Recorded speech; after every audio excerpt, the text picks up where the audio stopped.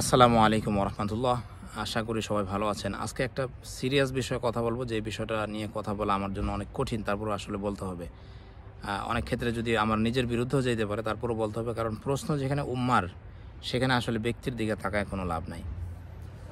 আজকে কথা বলবো কওমি মাদ্রাসার বিষয় নিয়ে। কওমি মাদ্রাসা এমন একটা শিক্ষা প্রতিষ্ঠান যেইটা যার ভালো দিকটা আগে বলে নিই, পরে কিছু দুর্বলতার দিক বলবো। যেইটা সাহাবিদের পরে বা খায়রুল কুরুনের পরে দ্বীনে ইলম প্রচারের ক্ষেত্রে সবচেয়ে বেশি ভূমিকা রাখছে। আজকের বর্তমান পৃথিবীতে যদি আপনি বিশ্বের বিভিন্ন জায়গায় যান, আমেরিকাতে যান, নিউজিল্যান্ডে যান, অস্ট্রেলিয়াতে যান, আমাদের ইটালিতেই দেখেন, যেই মসজিদেই যাবেন সেখানে কওমি মাদ্রাসার কোনো না কোনো আলেম দ্বীনের খেদমত করতেছেন এবং এটাকে জীবনের একটা উদ্দেশ্য বানাইছেন। এটা নিঃসন্দেহে ভালো দিক। এই রকম দ্বীনি ইলমের প্রচারের মেহনত পৃথিবীর আর কোনো প্রতিষ্ঠান করতে পারে নাই। মুসলিমদের প্রতিষ্ঠানে বলি, বা কোনো যুগের আলেম ওলামারা করতে পারেন না, যেটা এই যুগের কওমি মাদ্রাসার আলেমরা করে যাচ্ছেন। এটা কিন্তু ভালো দিক, এটা আলো। এর কিছু অন্ধকার দিক আছে। অন্ধকার দিকটা যদি বলি, এটা হচ্ছে তাদের জীবনযাত্রা নিয়ে, তাদের জীবনের মান নিয়ে। কওমি মাদ্রাসা এমন একটা শিক্ষা প্রতিষ্ঠান যেটা শুরু হওয়ার পর থেকে এখনও পর্যন্ত শিক্ষা সিলেবাসে কোনো সংস্কার করে নাই। সংস্কার করে নাই কীরকম, সহজ উদাহরণ দিলে বোঝা যাবে। এই বিষয়ে কথা বলছেন বিজ্ঞ আলেমরা। মৌলানা আব্দুল গাফফার হাফিজাহুল্লাহ, ওনার একটা আলোচনা আছে, আমি ডিসক্রিপশনে সেই লিঙ্ক দিয়ে দিব। উনি বলতেছেন 1983 সালে বাংলাদেশে দেওবন্দের একজন মুহতামিম আসছেন, যার নাম হইল ওয়াহিদুজ্জামান কিরানবী রহিমাহুল্লাহ। ভালো একজন যোগ্য আলেম। উনি এসে দেখছেন বাংলাদেশের মাদ্রাসাগুলোতে ছাত্রদেরকে পড়ানো হয় উর্দুতে, অর্থাৎ আরবি হাদিসের অনুবাদ হইতেছে উর্দুতে, অর্থাৎ দেওবন্দে উর্দুতে পড়া, এই জন্য কওমি মাদ্রাসায় উর্দুতে পড়াইতেছে। তো এটা শুনে উনি অনেক রাগ করলেন এবং উনি বললেন যে এভাবে তো দিনের খেদমত হবে না। প্রত্যেক নবী যার নিজের ভাষায় তিনি দিন প্রচার করছেন, তোমরা কেন উর্দুতে আমাদের মধ্যে দেখা দেখি আমাদেরকে কপি করে, তো তোমরা কেন উর্দু বলো? তো বলার উদ্দেশ্য হয়েছে যে কওমি মাদ্রাসা পূর্ববর্তী অনুসারীদেরকে অনুসরণ করে, আলেমদেরকে অনুসরণ করে, এটা ভালো দিক। কিন্তু নিজস্ব যে একটা সংস্কারের ব্যাপার, আমার জাতি, আমার গোষ্ঠী, আমার জমানার মানুষের দিনই প্রয়োজন মেটানোর চিন্তাভাবনা বাদ দিয়ে আমি ওই 100 বছর আগে আমি যেই কিতাব পড়ছি এটাও এখনও পড়াইতেছি। কিতাবের বিষয়ে আজকে আসবো না, আজকে আসবো একটা ভিন্ন বিষয় নিয়ে, জীবনযাত্রার একটা মানের বিষয়ে আমি আসব। কিছুদিন আগে একটা ভিডিও দেখলাম যে একজন মসজিদের ইমাম, সম্ভবত কওমি মাদ্রাসার ফারেক, উনি বা ওনার মতো অনেকেরই জীবন এটা এমন যে 5,000 টাকা বেতন পান কিন্তু চিকিৎসা করাইতে পারতেছেন না, এবং রাষ্ট্রের সবচেয়ে অবহেলিত জায়গায় তারা আছেন। এখানে কি এর যদি বিপরীত একটা উদাহরণ দেই, কওমি মাদ্রাসা থেকে ফারেক একজন মদিনা বিশ্ববিদ্যালয়ের শিক্ষক হয়েছেন। তো যে বিশ্ববিদ্যালয়ের শিক্ষক হয়েছে আর যে হইতে পারে নাই, তার বড় কারণ কি?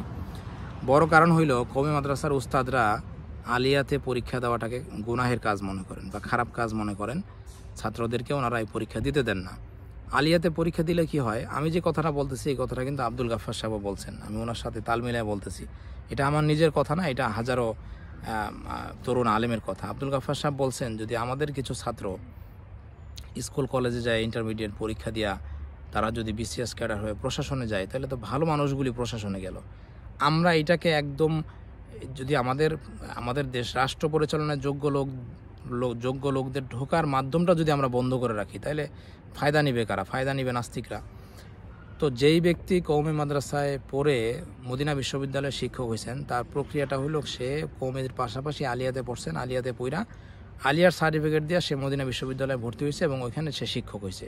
তো তার কিন্তু জীবনযাত্রা অনেক পার্থক্য। সে সরকারি গাড়ি পাবে, বাড়ি পাবে, ভালো টাকা বেতন পাবে, সম্মান তো আছেই।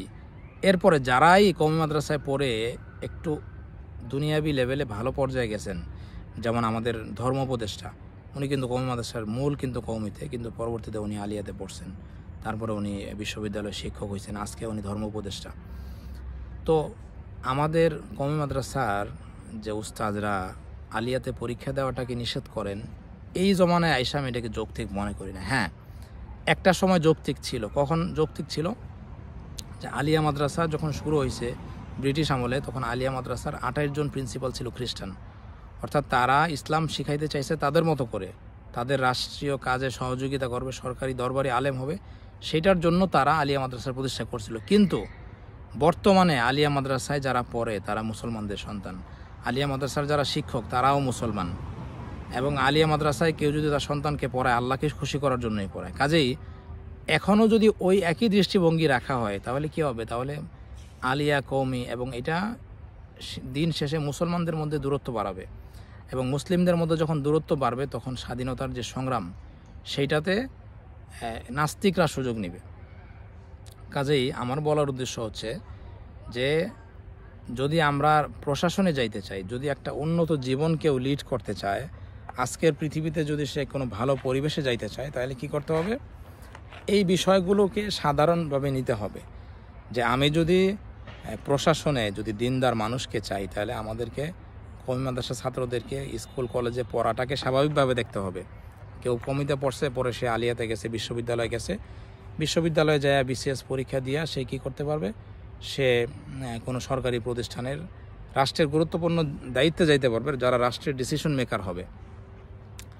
তো আমার কথা হয়েছে যে আলিয়া মাদ্রাসায় পরীক্ষা দেওয়া এটা কোনো নাজায়েজ কাজ না, এটা মেনে নেওয়া উচিত। এটা যদি মেনে নেওয়া না হয় তাহলে আলেমদের যে জীবনযাত্রা এটা কিন্তু উন্নত হবে না। আমাদের যারা বড়রা আছেন ওনাদের এই বিষয়টা নিয়ে ওনাদের এটা নিয়ে ভাবা উচিত যে এখন সময় হয়েছে আমরা আমাদের ছাত্রদেরকে বাহিরে পড়ার সুযোগ করে দেই, তাদেরকে রাষ্ট্রের গুরুত্বপূর্ণ পদগুলোতে আমরা তাদেরকে যাইতে দেই। যদি মনে করি যে আমাদের ছাত্ররা রাষ্ট্রের দায়িত্বে গেলে সে তার দিনদারি থাকবে না, তাহলে আমি কি শিখাইলাম? কোরআন হাদিস কি আমাকে এটা শেখায় না যে কিভাবে আমার ইমান আমলকে সর্বস্তরে ধরে রাখতে হবে? কাজে এই ধরনের যে চিন্তা সেটা এক সময় ঠিক থাকলেও এখন সেই চিন্তা পরিবর্তন করতে হবে।